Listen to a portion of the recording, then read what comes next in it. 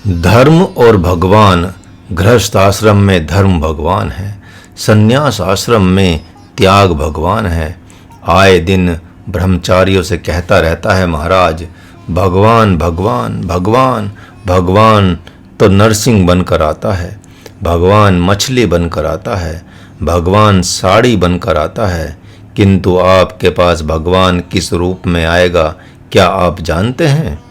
आपके पापों का दमन करने के लिए आपके पास किस रूप में आएगा क्या जानते हैं? यदि नहीं जानते तो जिस रूप में आया है उसका आप स्वागत करें।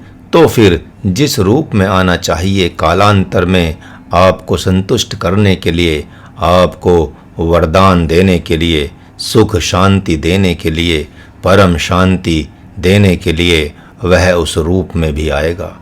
तो किस रूप में आया है? हाँ, वह है गृहस्थ आश्रम का धर्म भगवान का रूप, जो कि अभी कहा महाराज ने कि कम से कम 5 के पास तो आप निर्विकार हो जाएं, 5 के पास तो आप ऐचोर हो जाएं, अहिंसक हो जाएं। ये सब गुरु की प्रतिमूर्ति माने जाते हैं। गुरु के साथ द्रोह, गुरु को भला बुरा कहना, गुरु की अवहेलना करना, या पिता के साथ द्रोह, पिता को भला बुरा कहना या पिता की अवहेलना करना, बात तो बराबर है। शास्त्र ऐसा कहता है। महात्मा प्रहलाद ने पिता के द्वारा सताए जाने पर कभी भी घृणित प्रतिवाद नहीं किया। सत्य तो कहा लेकिन अनादर नहीं किया, यह देखा गया है। आज्ञा तो नहीं मानी लेकिन अपमान भी नहीं किया। जो नहीं माननी चाहिए आज्ञा, उसे नहीं माना, लेकिन पूज्य भाव का त्याग नहीं किया। अपने भगवान को पाकर जिन्होंने अपने गुरु के पुत्र को जीवित कर दिया था, वैसे सिद्धि से संपन्न महात्मा प्रहलाद अपने पिता को शाप भी दे सकते थे। लेकिन आख्यायिका आप देखें, संदर्भ को पढ़ें। श्रीमद् भागवत महापुराण में वे पिता से कहते हैं कि आप मेरे लिए प्रभु हो सकते हैं, लेकिन आप अपने प्रभु को भूलकर मेरे प्रभु हो सकते हैं। ऐसा नहीं हो सकता। आपका प्रभु तो प्रभु है ही।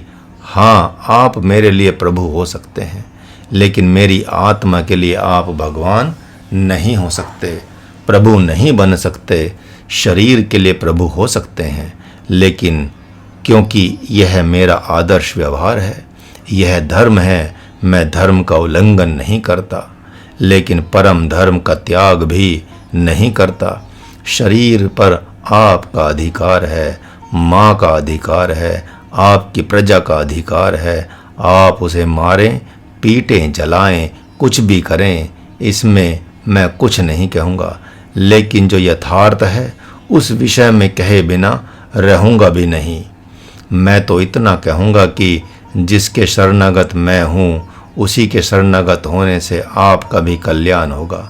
पिता कहता है कि अरे मूर्ख, मैं त्रिलोकपति हूँ। क्या तेरा भगवान त्रिलोकपति है? तूने अपने भगवान को देखा है?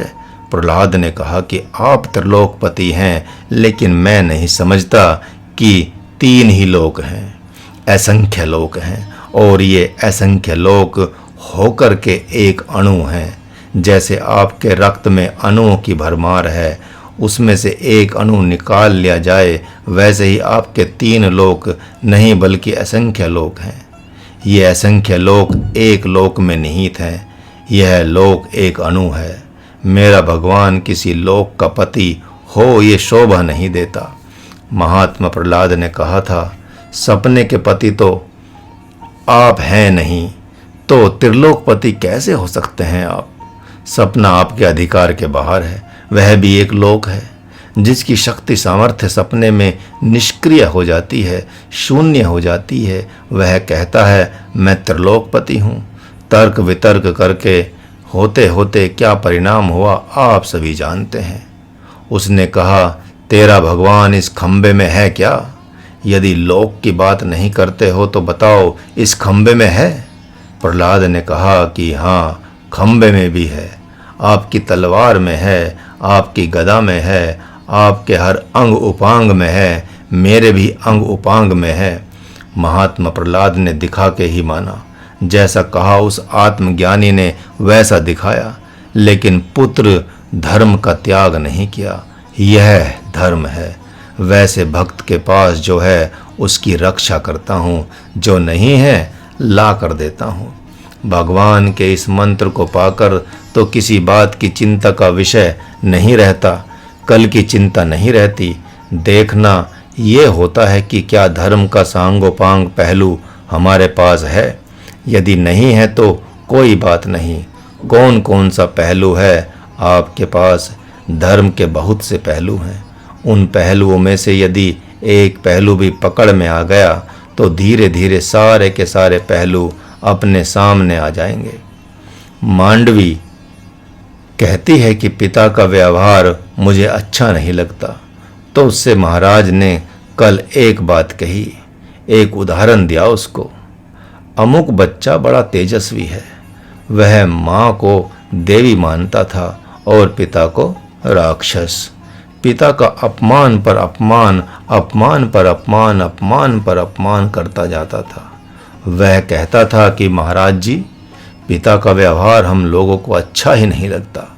तो महाराज कहता था कि कोई बात नहीं, यदि पिता का व्यवहार अच्छा नहीं लगता तो अपने व्यवहार को यानी पुत्र के व्यवहार को तुम अच्छा कर लो।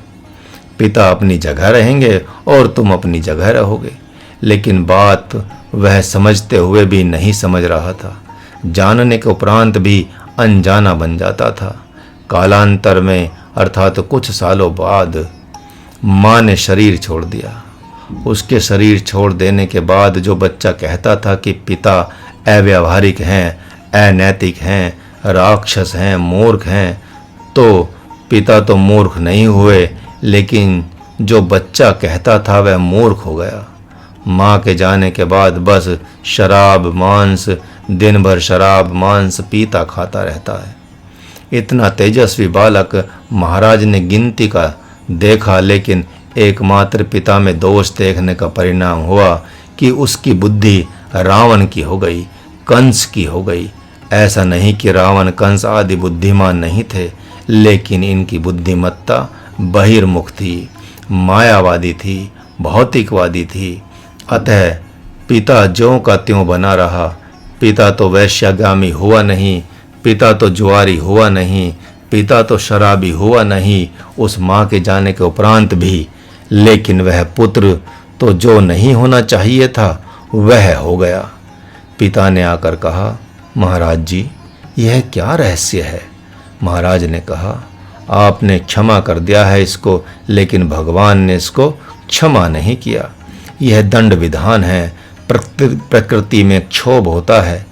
जब यह आपका अपमान करता था तो आप उतना प्रतिकार नहीं कर पाते थे, दंड नहीं दे पाते थे, जिसका परिणाम हुआ कि आप पाप इकट्ठा होता रहा और एक साथ उस पाप ने आक्रमण कर दिया। ब्रह्म हत्या का पाप लग गया उसको। सो पाप यदि शिशुपाल के द्वारा होता है तो भगवान का चक्र चल पड़ता है। वैसे ही पापों का कुछ अनुपात है। यद्यपि वहाँ तो शाप था, लेकिन ऐसा नहीं कि शिशुपाल के लिए ही पापों का अनुपात है, बल्कि सब के लिए पाप का अनुपात है। यदि पुत्र एवं पुत्री अनुपात से विशेष पिता अथवा माता का अपमान कर देते हैं तो भगवान का सुदर्शन चक्र चल पड़ता है, गदा चल पड़ती है।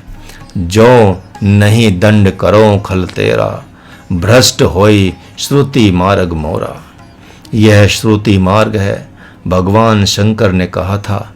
इसीलिए महाराज ने मांडवी से कहा कि क्या लेना देना है तुम्हारे को इनके व्यवहार से। अब तो ये महाराज के शरणागत है, अतः इनके गुण दोषों को देखने का अधिकार एकमात्र महाराज को है, तुम्हारे को नहीं है। परिणाम क्या होगा तुम लोग देखते रहोगे इनके व्यवहार को। तो कल भी ये अपनी जगह ही रहेंगे। बुरे तो होंगे नहीं, भले तुम्हारे लिए बुरे हैं, लेकिन तुम लोग बुरे हो जाओगे। और रही बात कुछ दुर्व्यवहार की, तो आकाश से तो कोई संत बन के आता नहीं, बल्कि धीरे धीरे धीरे संत के शरणागत होकर वह संत का व्यवहार कर लेता है। तुम लोग अपने को देखो, सारे के सारे सत्य पुत्रों ने अपने को देखा। महाराज ने महात्मा प्रहलाद को भी सद्गुरु बनाया था, क्योंकि उनका आदर्श व्यवहार चाहिए था महाराज को। आपका आदर्श जगत में कौन है? आप किसके आदर्श को लेकर चलते हैं? किसके सद्व्यवहार को लेकर चलते हैं? या आप पितामह भीष्म जैसे सद्व्यवहार वाले ही हो गए? उन्होंने भगवान श्री कृष्ण से अपना समाधान नहीं कराना चाहा, तो क्या अपने व्यवहार पर आप भी संपूर्ण संतुष्ट हैं? इसीलिए महाराज कहता है कि गृहस्थ आश्रम का भगवान धर्म है और संन्यास आश्रम का भगवान त्याग है। गृहस्थ आश्रम का धर्म क्या है? माता पिता गुरु अतिथि दरवाजे पर आए हुए पशु पक्षी आदि की सेवा शुश्रूषा करना ही धर्म का पहला अंग है। दूसरा, आप छोटे भाई हैं तो भरत ने जो व्यवहार किया वह धर्म है आपके लिए। बड़े भाई हैं तो प्रभु श्री राम ने जो व्यवहार किया आपका वह धर्म इत्यादि। कौशल्या सुमित्रा का भी व्यवहार आप देख रहे हैं, सुपर्णका का भी व्यवहार आप देख रहे हैं, जिसमें से एक व्यवहार सुपर्णका का सर्वनाश का कारण बनता है, दूसरा व्यवहार संपूर्ण ब्रह्मांड पर आधिपत्य करने का कारण बन जाता है। ब्रह्मांड का मैं उथल पुथल कर सकता हूँ, ऐसा महात्मा लक्ष्मण का व्यवहार देखने को मिलता है। राजा जनक के पास कहा था कि गेंद की तरह इस पृथ्वी को मैं अपनी हथेली पर लेकर छिन्न भिन्न कर सकता हूँ। ऐसा महापुरुष जो ब्रह्मांड विजेता था वह अपने बड़े भाई को पहचानता है कि ये भगवान हैं, अतः पहरेदारी करता है। यह आदर्श व्यवहार है। ऐसे महापुरुष के लिए यह मंत्र अति सार्थक है, जो अनन्य चिंतन करता है। अनन्य चिंतन का तात्पर्य क्या है? अनन्य चिंतन का तात्पर्य यह नहीं कि सदा भगवान भगवान कर रहे हैं, बल्कि अनन्य चिंतन का तात्पर्य है कि भगवान की आज्ञा से आप कर रहे हैं, सद्गुरु की आज्ञा से चल रहे हैं। यह अनन्य चिंतन है। सद्गुरु की आज्ञा से चलते चलते भगवान का स्मरण होगा। जप और स्मरण में आकाश पाताल का अंतर है। कालांतर में जब प्रेम प्रकट होगा तो फिर जप स्मरण बनकर रह जाएगा। स्मरण प्रकट होता है जैसे नींद प्रकट होती है। भगवान से प्रेम प्रकट होता है वैसे ही जैसे नींद प्रकट होती है, भूख प्रकट होती है, प्यास प्रकट होती है, वैसे ही भगवान को आप पकड़कर ला नहीं सकते, वह प्रकट होता है। एक ऐसी भूमि है जिसे धर्म कहा जाता है, उस धर्म की भूमि में वह प्रकट होता है। एक ऐसी भूमि है जिस भूमि में बैठकर आप जप तप योग भी कर सकते हैं, वह है धर्म, वह है सद्व्यवहार। पुत्र का सद्व्यवहार अलग होता है, पिता का होता है, माँ का अलग होता है, सेवक का अलग होता है, भाई का अलग होता है, मित्र का अलग होता है। स्वे स्वे कर्मण्य भीरतः, आप अपने धर्म में रहें। भगवान ने स्पष्ट कहा कि दूसरे के धर्म को देखने का अधिकार आप क्या रखते हैं? पिता कैसा है, माँ कैसी है? माँ यदि वेश्या है तो क्या हुआ, अपने लिए तो माँ है। जब वेश्या हो ही गई तो आप उसे माँ नहीं बना सकते। पिता जब राक्षस हो गया हो तो उसे आप पिता नहीं बना सकते। हाँ, यदि पिता के पद पर उसे आसीन करना चाहेंगे तो आप राक्षस हो जाएंगे। इसे कहते हैं प्रत्यवाय दोष। स्वे स्वे कर्मण्य भीरतः, यदि आप अपने ही धर्म को देखते हैं, अपने ही कर्तव्य कर्म को देखते हैं, तो फिर आप भगवान की जगह कभी न कभी बैठते ही हैं। जिस दिन आप प्रतिज्ञा करते हैं कि आज से मैं अपने धर्म में रहूँगा, उसी दिन आप भगवान के हो जाते हैं। अतः वह भगवान भी आपके सामने सर्वप्रथम प्रतिज्ञा के माध्यम से धर्म के रूप में प्रकट होता है, फिर सद्गुरु के रूप में प्रकट होता है। सद्गुरु का मिल जाना ही बड़ी बात है, क्योंकि वह मिला तो सर्वस्व मिला, ऐसा देखा जाता है। ऐसा नहीं है कि धर्म अधर्म एक तरफ है, पाप पुण्य एक तरफ और दूसरी तरफ भगवान है। बल्कि ऐसा है कि जितना भगवान धर्म अधर्म के परे है, पाप पुण्य के परे शक्ति से संपन्न है, उतना ही धर्म अधर्म के अंतर्गत, पाप पुण्य के अंतर्गत भी शक्ति से संपन्न है। उनके होने से धर्म धर्म कहलाता है, अधर्म अधर्म कहलाता है। उनके होने से ही पाप पाप कहलाता है, पुण्य पुण्य कहलाता है, और उनके होने से ही कभी कभार अधर्म धर्म कहलाता है तथा धर्म अधर्म कहलाता है। उनके होने से ही कभी कभार पाप पुण्य कहलाता है और पुण्य पाप कहलाता है तथा उनके होने से ही कभी दोनों एक हो जाते हैं। एक तरफ सगुण है तो दूसरी तरफ निर्गुण है, लेकिन निर्गुण जितना है उतना ही सगुण है, सगुण जितना है उतना ही निर्गुण है। उसमें किसी प्रकार का कोई भेद नहीं देखा जा सकता। लेकिन जब महात्मा सुखदेव अपनी शक्ति बल से, संकल्प बल से शरीर को अंतरिक्ष में ले जाकर शरीर के तत्वों को पृथक पृथक करके उनके मूल तत्वों में आहुति दे देते हैं, तो फिर भगवान का शरीर बहेलिये के द्वारा मारा जाएगा, यह कौन स्वीकार करता है। तथा कथित विद्वान कहते हैं कि जो मूर्ख होते हैं वे ही यह स्वीकार करते हैं। अरे, असुरों को मोहित करने वाला भगवान बहुत कुछ कर सकता है ताकि उनका मोह ज्यों का त्यों सुरक्षित रहे। असुर चाहते हैं कि हमारा मोह न जाए, इसीलिए प्रभु भी नाना प्रकार के यत्नों से उनके मोह की सुरक्षा करने के लिए प्रयत्न करता ही है। योग बल से भगवती शबरी ने भी भगवान श्री राम के सामने अपने शरीर को अपने कारण में विलीन कर दिया था। लोग कहते हैं कि योग में भस्म कर दिया था। यह तो एकमात्र भाषा है, जबकि ऐसा नहीं था वहाँ पर, बल्कि आपके लिए अंतर ध्यान कर दिया उसने उन संपूर्ण तत्वों को। जैसे पृथ्वी तत्व को पृथ्वी में, जल को जल में, अग्नि को अग्नि में, वायु को वायु में, आकाश को आकाश में, सत्व को सत्व में विलीन कर दिया। शेष कुछ न बचा और अपनी आत्मा को मिला दिया। किसमें, अर्थात जो मिला हुआ था उसे क्या मिलाना। कहने के लिए बहुत कुछ कहा जा सकता है। यही बात यहाँ है। एक तरफ पक्ष विपक्ष अर्थात धर्म अधर्म की सेना है, तो दूसरी तरफ भगवान नारायण है। दोनों का कल्याण चाहते हैं वे, दोनों ही उनकी आत्मा है। एक पक्ष शकुन का संकेत कर रहा है और एक अपशकुन का। बिना इनके शरीर का निर्माण हो ही नहीं सकता। बिना दो धाराओं के आज तक इस सृष्टि में कुछ हुआ ही नहीं। इसलिए भगवान के द्वारा यह मधुर क्रीड़ा खड़ी कर दी गई है। जो खेलना चाहे खेले, जो न खेलना चाहे न खेले। भगवान तो अपने ढंग से खेल ही लेंगे।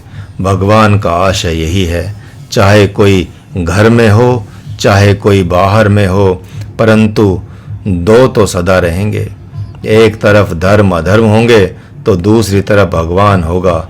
हाँ, भगवान की जगह खड़ा हो जाता है साधक तो धर्म अधर्म से परे हो जाता है। फिर जगत के लिए वह अंधा हो जाता है, जगत के लिए वह मूर्ख बन जाता है, जगत के लिए पागल बन जाता है। और फिर कभी कभार उसके अंतर्गत यदि माया नृत्य करती है तो कोई बात नहीं, उस अवस्था में भगवान ही मूर्ख होता देखा जाता है।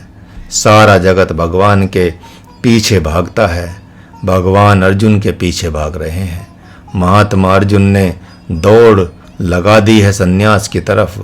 सन्यासी बड़ा बल लगाने पर पकड़ा जाता है।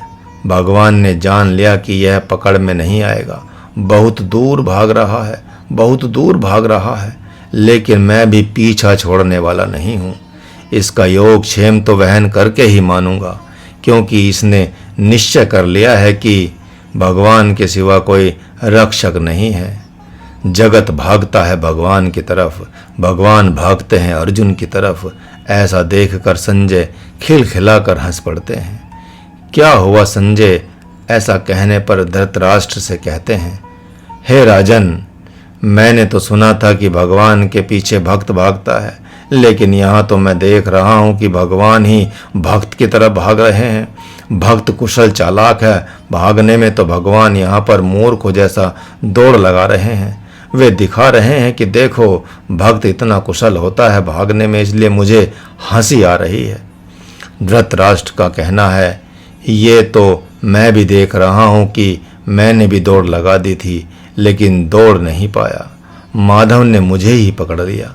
संजय, इसी से तो इस दिव्य क्रीड़ा को देखूं न भले, लेकिन तुम्हारी वाणी से सुनूंगा तो सही। मैं जानता हूँ जो परिणाम होगा, लेकिन परिणाम को जानकर भी इस खेल को तो सुनता रहूँगा।